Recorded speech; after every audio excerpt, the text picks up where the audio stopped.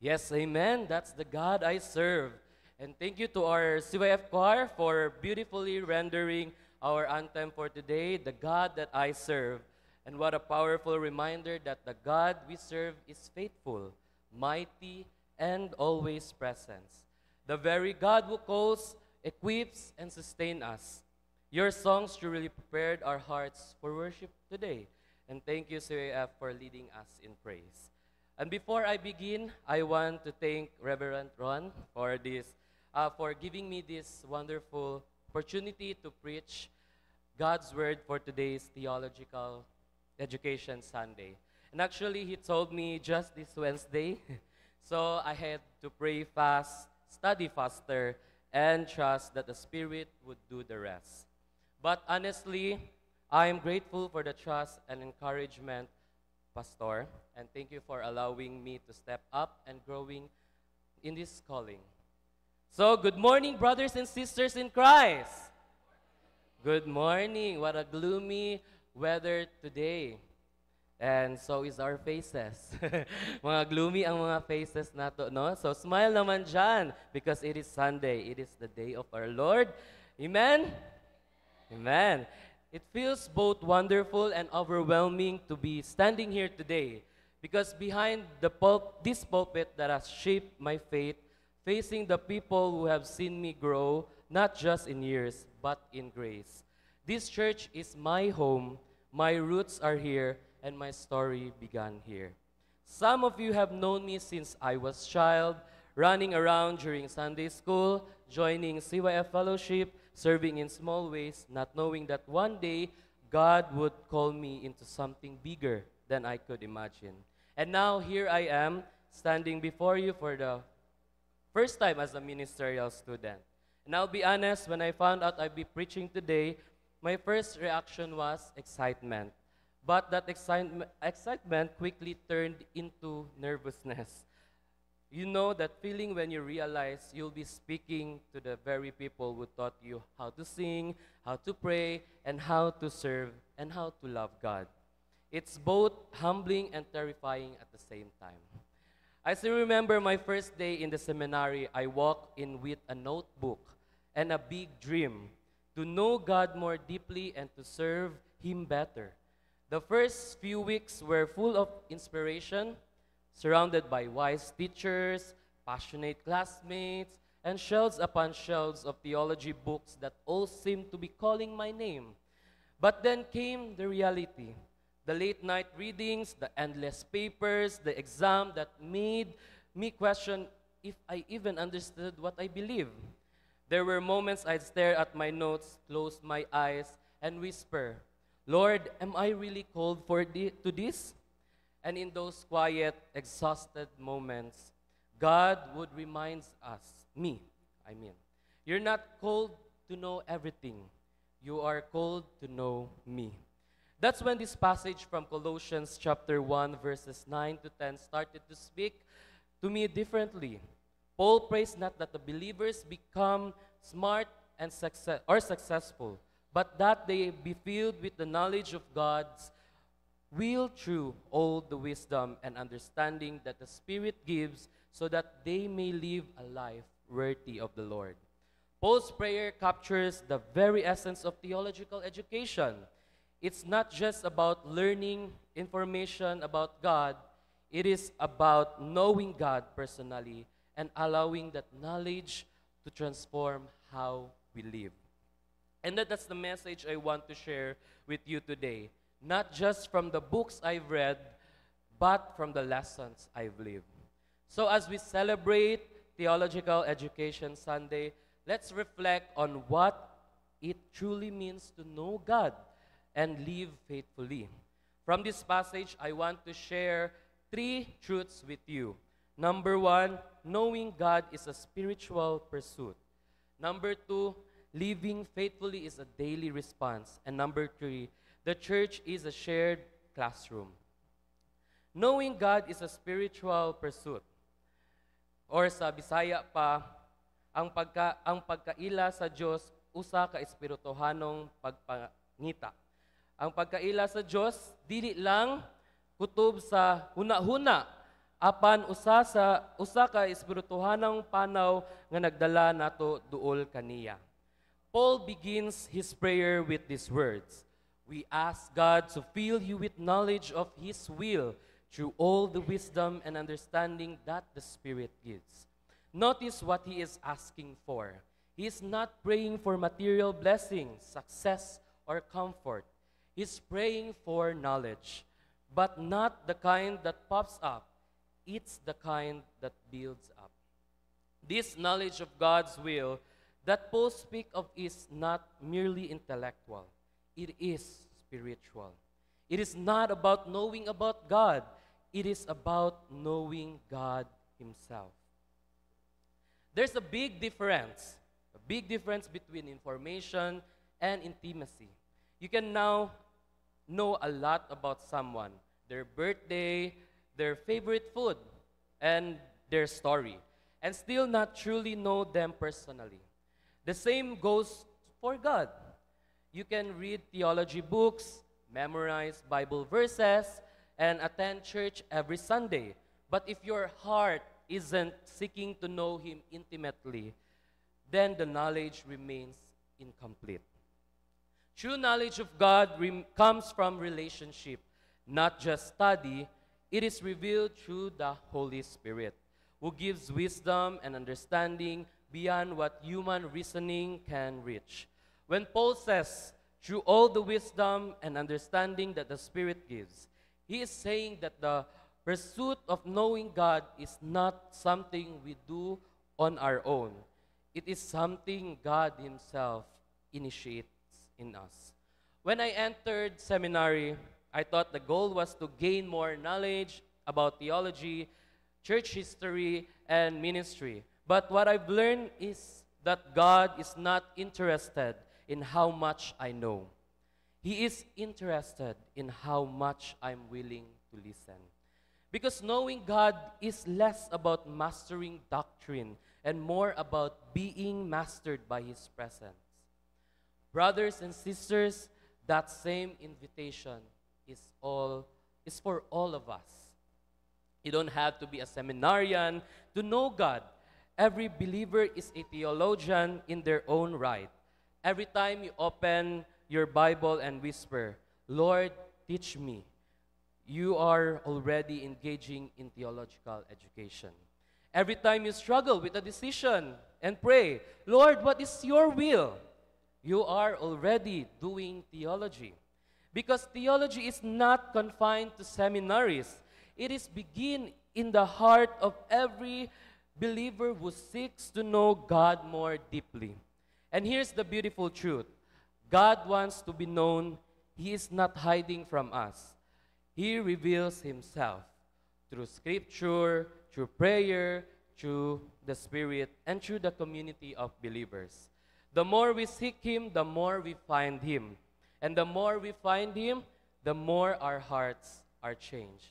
That's the beginning of theological education, the humble, Spirit-led pursuit of knowing God. The point too is living faithfully is a daily response. So Paul continues, so that you may live a life worthy of the Lord and please Him in every way. This is where theology meets real life. Knowing God must always lead to living for God. Theological education and faith in general is not complete until it moves from the head to the heart and then to the hands.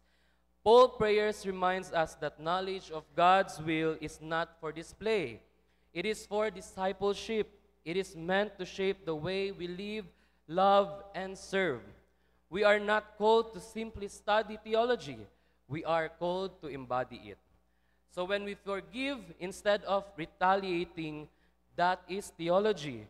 When we give generously, even when we don't have much, that is theology. When we choose integrity over convenience, that is theology. And when we show compassion to those who are hurting, that is theology in action. Sometimes people think theology is abstract, all Greek and Latin and doctrines. But theology is everywhere. It is in the mother who prays for the children. It is in the worker who prays before a shift. It is in the student who chooses honesty over cheating. That's what it means to live a life worthy of the Lord. As a seminarian, I have realized that the biggest lessons don't always come from the classroom. They come from how I live outside it. So there are days when assignments are overwhelming, and yet God reminds me that my faith must still show up in patience and humility. There are times when I am corrected by mentors, by my professors, and I realize that learning to listen is just as important as learning to speak. Living faithfully means allowing what we learn about God to shape our actions every single day. It's not perfection that God looks for, it is progression. A heart that says, Lord, I may not always get it right, but I want to please you in everything I do. Faithful living is not about big gestures. It is about daily obedience. It is about the quiet moments when no one is watching, but you still to do what is right.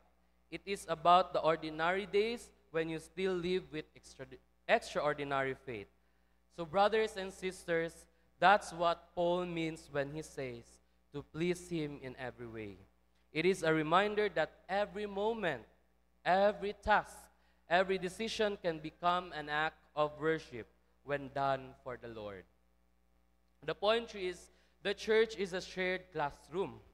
So our church is a classroom. Paul's prayer wasn't written to one person. It was written to the entire church in Colossae. That tells us something important.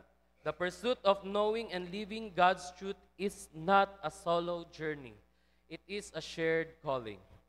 The church is not a building or a program. It is a classroom of the Holy Spirit, where believers learn together, grow together, and teach one another what it means to follow Christ. In the early church, believers gathered not just to worship, but to learn. They reflected together on Scripture, shared its testimonies, and encouraged one another to live out their faith. That's what theological education looks like in its purest form. The community reflecting together on God's Word and how it applies to real life. And that's what we do here at ECC UCCP. When the CWA studies the Bible together, that is theology. When the UCM gathers for fellowship and service, that's theology. When the CYF prays, sings, and wrestles with questions about life and faith, that is theology. And when the choir leads us in the songs that declares God's faith, God's truth, that is theology. The church is a living seminary, and every believer is both a student and a teacher. Now, among this body, God also calls some to serve in specialized ways, as pastors, teachers, and church workers. That's where formal theological education comes in. As someone who is currently walking that path, I can say that seminary life is both beautiful and challenging. It is filled with lessons about God, people, and yourself. But here's the thing, seminarians like me cannot walk this road alone. I cannot be alone. We are able to study, learn, and grow because of churches like this. Churches that pray for us, supports us, and believe in what God is doing through us. So when you give to support theological education, when you pray for the ministerial students, when you encourage those who are discerning their call, you are part of the work of God in forming His servants. You become co-teachers in this classroom of grace. Your prayers, your example, your faithfulness, these are lessons that shape us far more deeply than any textbook could. And so, brothers and sisters, never think your role is small. Every word of encouragement, every prayer you whisper for a seminarian or a pastor, it matters. It builds up the body of Christ. And together, we are students in God's great classroom. And until Christ returns, the church will remain a place of learning, growth, and transformation.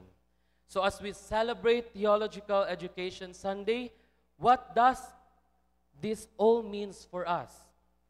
It means that theology, the study of God, is not a subject, it's a lifestyle. It is not confined to seminaries or pulpits.